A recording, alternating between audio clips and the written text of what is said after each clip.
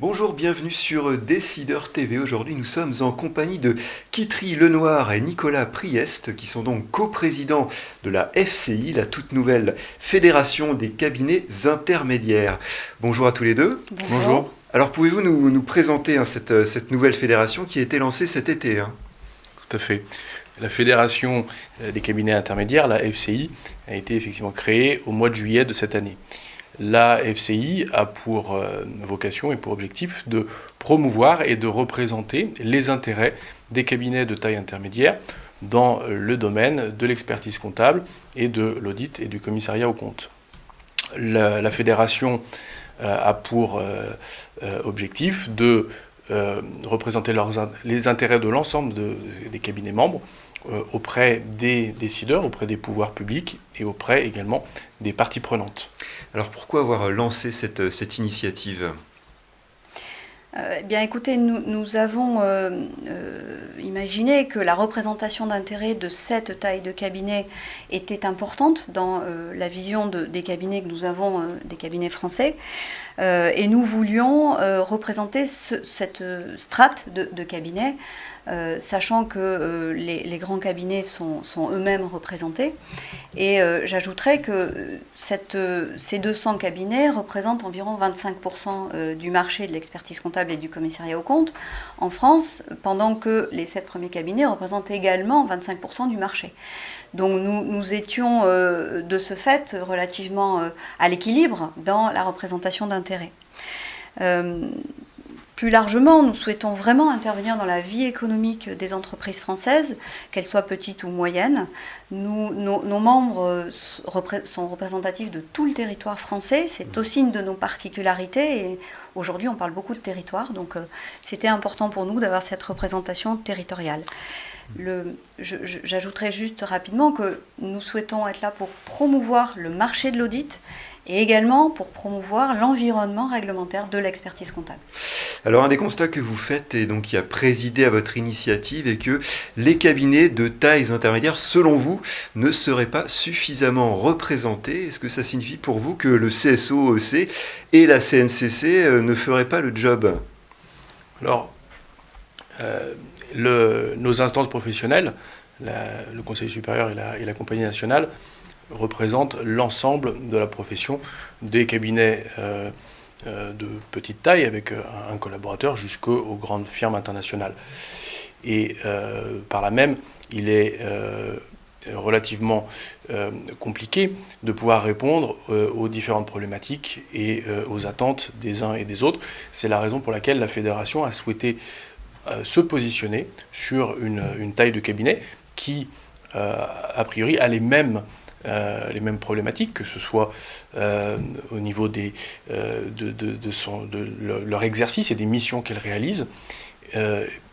Et donc, on pense pouvoir être plus percutant, plus fort, en représentant ces cabinets-là et ce panel d'entreprises. Il s'agit de centrer donc sur les cabinets de taille intermédiaire. Mm-hmm. Oui, et ce que l'on souhaite aussi dire à tous vos auditeurs, c'est que nous ne nous substituons absolument pas ni à un ordre compagnie, ni à un syndicat. Nous souhaitons travailler à côté d'eux pour la profession. Nous ne fournissons absolument aucune formation, aucun outil, nous ne gérons absolument pas la profession. Voilà, donc nous ne sommes pas du tout en antagonisme avec nos ordres et nos alors du coup, concrètement, quelles ont été vos premières actions ? Alors les premières actions ont démarré au mois de juillet de cette année, puisque ça a été le lancement de la fédération. Nous sommes réunis lors d'une assemblée générale constitutive, à l'occasion de laquelle nous avons validé bien évidemment les statuts de la fédération. Nous avons également validé la charte qui regroupe l'ensemble des fondamentaux auxquels l'ensemble des membres adhèrent. Et nous avons fixé notre plan d'action pour les mois et années à venir sur la façon dont la fédération va œuvrer justement pour aller représenter nos intérêts auprès des autorités publiques, comme on vous l'a précisé en préambule cette Guitry Lenoir, quelque chose à ajouter à ce sujet? Oui, alors nous avons identifié plusieurs axes par métier. Donc l'expertise comptable, dont Nicolas vous expliquera, vous listera tout à l'heure nos axes. Et puis en ce qui concerne l'audit, eh bien clairement et sans discours, nous sommes pour le co-commissariat aux comptes. Nous sommes pour la séparation de l'audit et du conseil, très important aujourd'hui. On est dans un moment de l'économie européenne, notamment, où il y a une remise en cause de cette confusion audit-conseil. Donc c'est le moment. Et puis nous souhaitons toujours être au service de l'intérêt général, au service des entreprises. Tout à fait. Et alors, quels sont vos projets pour l'avenir?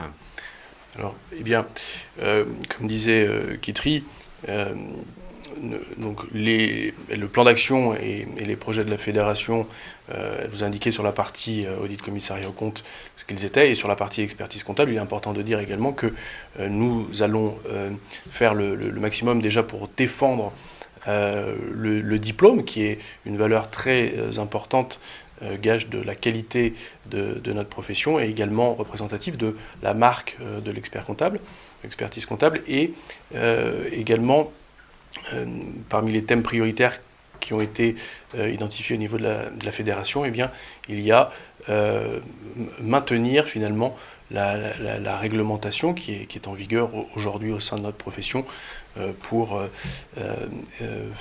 faire face à certaines craintes que l'on peut avoir au niveau d'une déréglementation qui serait un petit peu impulsée par l'Union européenne. Donc voilà, au niveau de l'expertise comptable, les thèmes forts sur lesquels nous allons vraiment travailler. Et au niveau des projets, eh bien, de la fédération, ça va être de continuer à fédérer des cabinets et des membres de cette fédération, et de continuer à travailler sur ces thèmes. Guitry Lenoir. Je pourrais dire peut-être que, évidemment, la représentation d'intérêt, c'est notre moyen d'action, c'est la représentation d'intérêt et la communication. Donc nous allons continuer de porter ces représentations d'intérêt au plus haut niveau. Et puis nous souhaitons résolument défendre le modèle français, des cabinets français auprès des entreprises de notre pays, en maillant ce territoire, comme on le disait au départ. Et évidemment pour cela, poursuivre toutes les discussions que nous avons entamées d'ores et déjà avec les pouvoirs publics, qu'ils soient gouvernementaux, qu'ils soient représentants d'entreprises, qu'ils soient représentants de banques. Voilà. Donc poursuivre ce dialogue et promouvoir la vie des cabinets français auprès des entreprises françaises. Eh bien, le message est passé. Merci à vous. Merci à toutes et à tous de nous avoir suivis, et à très bientôt sur Décideur TV.